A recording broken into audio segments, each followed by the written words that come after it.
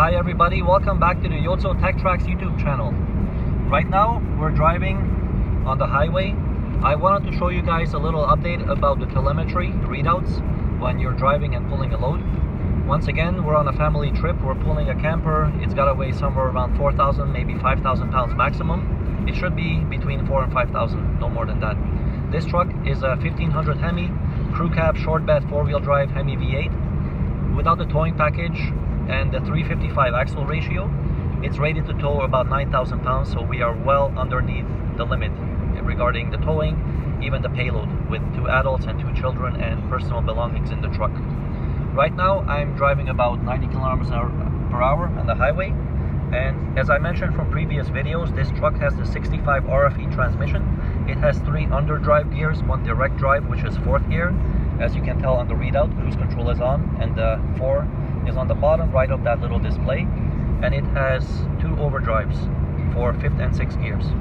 I always lock out 5th and 6th overdrive gears on the highway because it puts unnecessary strain and load on the engine and the transmission, and it will do nothing but hunt for gears, especially when you're approaching a little bit of an uphill like we are here. It would kick down to 5th gear and go back and forth 4th and 5th, and you're going to increase transmission wear, transmission temperatures, and you're going to have not too long of a life of your powertrain. So let's look at some of these readouts. These are live right now driving on the highway.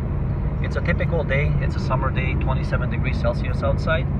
From my scan gauge data monitor, you can tell on the bottom left I have 30 degrees Celsius intake air temperatures, which is just a little bit higher than ambient, 27, which is pretty much normal. Underhood heat is going to be a little bit higher because everything gets trapped under the hood, even though there's airflow.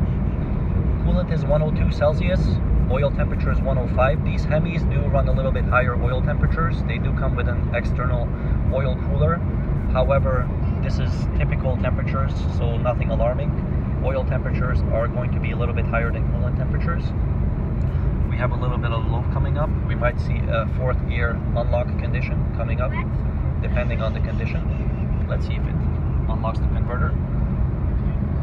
We're still at 1900 RPM. There we go. It is still in 4th gear. It unlocked the converter, and we are running at roughly 2400 RPM. As soon as we level out or the load decreases, it's going to go back into 4th locked and maintain a very cool transmission temperature. As you can see, transmission temperature is about 66, 67, 68 Celsius, thereabouts, which is pretty much normal for this truck. Anything above 76 Celsius is pretty much normal regarding all manufacturers. You want to maintain that temperature to extend your transmission life because there's a lot of Teflon, rubber, Viton, and actually paper clutch elements in there, and you don't want to overheat anything. Regarding the oil pressure, 340 kilopascals is roughly around 50 psi, plus or minus a couple of psi, which is great. This truck roughly has 27,000 kilometers on it right now, so everything is very healthy. It is operating very nicely. I do have the tire pressure monitor light on the dash. As you can see, the yellow warning light. It is a faulty tire pressure sensor. I've been dealing with that for a while, but I've gone with an aftermarket one. I couldn't make that communicate with the onboard computer, so most likely in the near future I'm going to go to Chrysler, get an OEM one, and switch it out, program it, and it should be perfectly good. Excuse the little noise in the back. Family's here. My daughter's watching her movie, and hope you can bear with me. Regarding the scan gauge, the top right is the LOD, which is a load on demand. It is just a calculation about the load placed on the powertrain. Driving straight with the cruise control on, in these conditions I have about 60-70% load. When there's a big headwind, it really goes up high and fuel economy drops, but that is just something you have to deal with. On the bottom right, I am also monitoring the battery voltage. The alternator is charging properly, and everything seems to be running just fine. So these are just some of the updates I wanted to show you guys when you're towing in real life conditions. These are the numbers you're looking at. Everything here is normal. If you want to compare it to your specifications, every truck is a little bit different.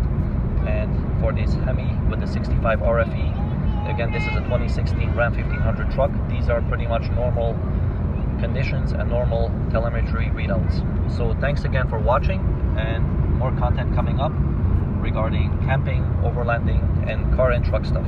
So thanks for tuning in. Give it a thumbs up if you like, and I'll see you next time on the Yotso Tech Tracks YouTube channel. Take care and see you on the road. Bye bye.